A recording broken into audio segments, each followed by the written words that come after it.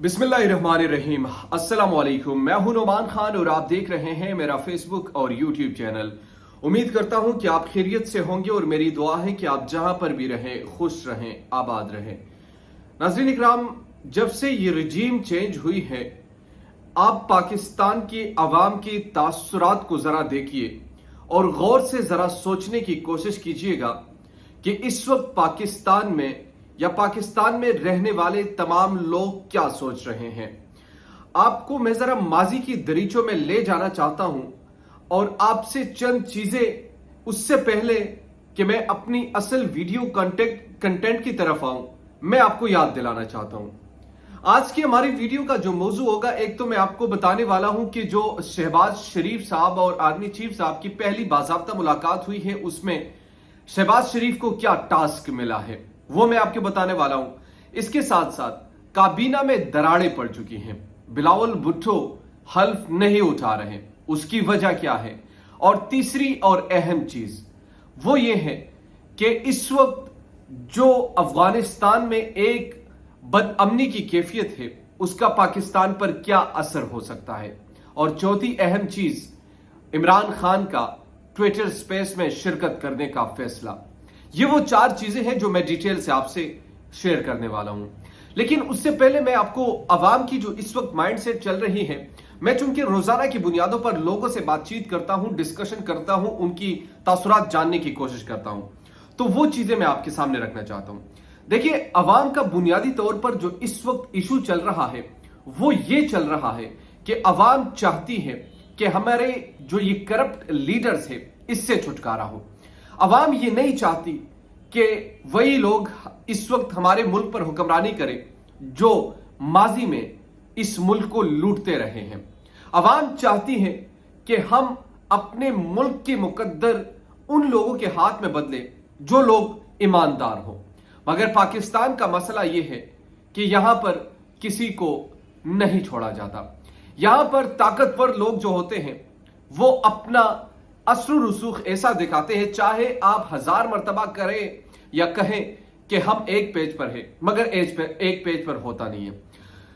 अब सवाल यह है कि आखिर पाकिस्तान का सियासी जो वजूद है, जो हमारी सियासी लीडरशिप है, क्या कभी ऐसा पॉसिबल हो सकेगा कि ये लोग दरअसल अवाम की हुक्मरानी या अवाम की तर्जुमानी करें। आप बाहर मुल्क की सिर्फ नैरेटिव को उनको देखिए। हिंदुस्तान की वजीर आजम जो नरेंद्र मोदी हैं, वो ये बात करते हैं कि हम जब पाकिस्तान से बात करते हैं तो हम ये सोचते हैं कि बात सियासी लीडरशिप से की जाए या फिर आर्मी से की जाए, क्योंकि वहां पर ताकत का कोई पता नहीं। देखिए, एक बात तो मुझे भी तस्लीम करनी चाहिए और आपको भी तस्लीम करनी चाहिए। असल जो डेमोक्रेसी चल रही है उस वक्त आप हिंदुस्तान से कुछ ना कुछ सीख लीजिएगा। एक आईनी इदारा होता है, वो कॉन्स्टिट्यूशनली आइन के यानी पार्लियामान के नीचे होता है, लेकिन हमने उसको अबव कर दिया है। हमारी किस्मत और हमारी डेमोक्रेसी के फैसले कई और से होते हैं। हमारे जो इदारे हैं वो पॉलिटिक्स में इंटरफेरेंस करते हैं या नहीं करते, ये एक अलग मौजू है। इस पर मैं आपको पहले भी बता चुका हूं कि देखिए, ये इतना आसान नहीं है सब कुछ ऐसे होना। इसमें बड़े बड़े दिमाग लड़ाए जाते हैं, बड़े बड़े लोग इसमें शामिल होते हैं, लेकिन ये 5-6 महीने या साल के बाद हमें मालूम होती है कि अच्छा ये इसके साथ। लेकिन बातें चल रही है। अब अवाम पागल थोड़ी है जो अभी बात कर रही है। अभी मैं एक जनरल मुश्ताक रिटायर्ड जो है, उनका एक स्टेटमेंट सुन रहा था। उन्होंने कहा कि मैंने कभी भी जिंदगी में पहले फौज के खिलाफ इतनी नफरत नहीं देखी। क्यों?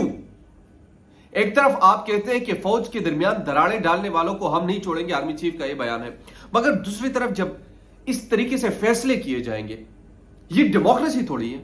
आप किस डेमोक्रेसी की बात करते हैं? आप क्या उस डेमोक्रेसी की बात करते हैं जहां से जिसकी अक्लियत है वो अक्सरियत में जाके बैठ के, जिसकी अक्सरियत है उसको कोई पूछने वाला नहीं? ये डेमोक्रेसी है। किस कानून, किस आइन के तहत, किस? हमें जरा गौर से इस चीज को सोचना चाहिए। हमारे पर्सनल ग्रजेस हो सकते हैं दिल में, मगर ये मुल्क है, इस मुल्क के लोग हैं, इस मुल्क में बसने वाले बाशिंदे हैं। इसका एक अपना आइन है, एक अपना कानून है, अपने इदारे हैं, अपनी अदालत है। तो हमें जरा डायरेक्शन को सेट तो करना चाहिए कि हम किस जानिब बढ़ रहे हैं। अच्छा जी, یہ وہ چیزیں میں آپ کو جو بتانا چاہ رہا تھا. اب میں جو آپ سے ڈسکس کرنے والا ہوں غور سے سنیے گا. شہباز شریف اور آرمی چیف کی پہلی باضابطہ ملاقات تھی. اس ملاقات پہ بنیادی طور پر شہباز شریف نے اور آرمی چیف نے جو باتیں کی ہیں وہ پہلے ویڈیو میں آپ کو بتا چکا ہوں کہ سیکیورٹی جو انٹرنل اور اس چیز ہے. لیکن ذرائع یہ خبریں دے رہی ہے کہ نئی الیکشن کے حوالے سے بات چیت بھی ہو چکی ہے.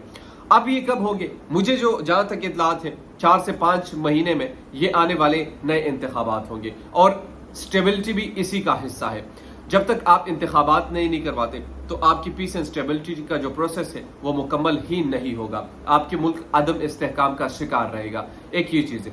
دوسری یہ چیز سپریم کورٹ کے حوالے سے آج عمران خان پر کافی انڈائریکٹلی تنقید ہوئی. انہوں نے کہا کہ جب فیصلہ حق میں آتا ہے تو آپ لوگ تسلیم کرتے ہیں, جب آپ کے خلاف آتے ہیں تو غدار بن جاتے ہیں, تو فیصلے غداری پر مبنی ہوتے ہیں. حالانکہ ایسا کچھ نہیں ہے. آج چیف جسٹس عطا بندیال صاحب نے کہا ہے کہ ہم قانون اور آئین کے مطابق فیصلے دیتے ہیں. ہم قانونی اور آئینی فیصلے دے کر کانسٹیٹیوشنلی تمام چیزوں کو دے کر فیصلے کرتے ہیں. اب یہ عوام کو پسند ہے یا نہیں, ہم نے عوام کی پسند ناپسند کو نہیں دیکھنا بلکہ ہم نے قانون کو دیکھنا ہے اور قانون کے مطابق فیصلے کرنے ہیں. لیکن دوسری طرف آپ جب یہی قانون پھر بات بہت لمبی ہو جاتی ہے. آپ کس قانون کی بات کرتے ہیں کہ رات کے 12 بجے آپ عدالتیں کھول لیتے ہیں؟ آپ کس قانون کی بات کرتے ہیں جب ریویو پٹیشن کے لیے وہ جاتے ہیں آپ کہتے ہیں عدالت کا ٹائم ختم ہو چکا ہے؟ پھر آپ کس قانون کی بات کرتے ہیں جب آپ کہتے ہیں کہ 24 گھنٹے عدالتیں ہماری کھلی رہتی ہیں؟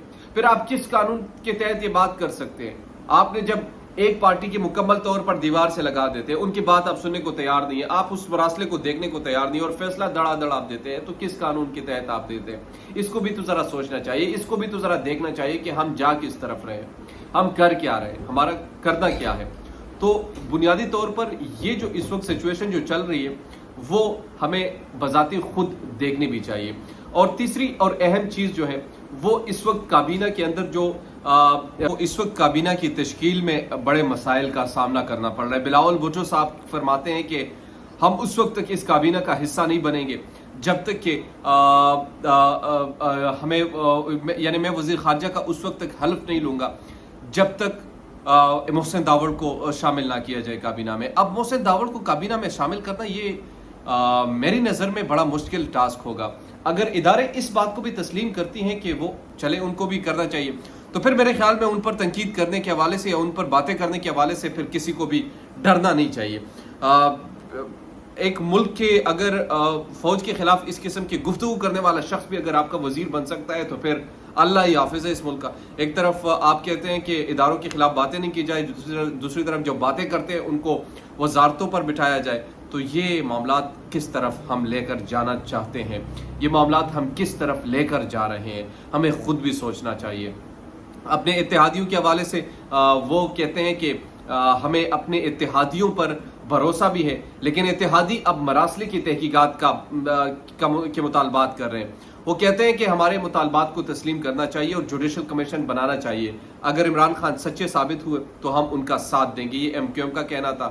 دوسری طرف صدارت پر بھی ابھی بہت ساری باتیں ہونی ہیں.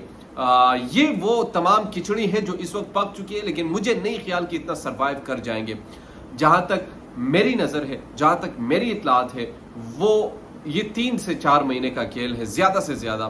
اس سے آپ آگے بڑھ ہی نہیں سکتے, آگے کچھ بات کر ہی نہیں سکتے.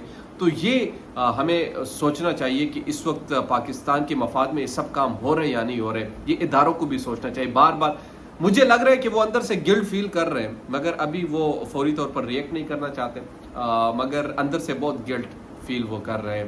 آنے والے دنوں میں اس کے آپ کو اثرات نظر بھی آئیں گے اور کھل کر سامنے آئیں گے. تب تک کے لیے مجھے نعمان خان کو دیجیے اجازت. اللہ نگہبان.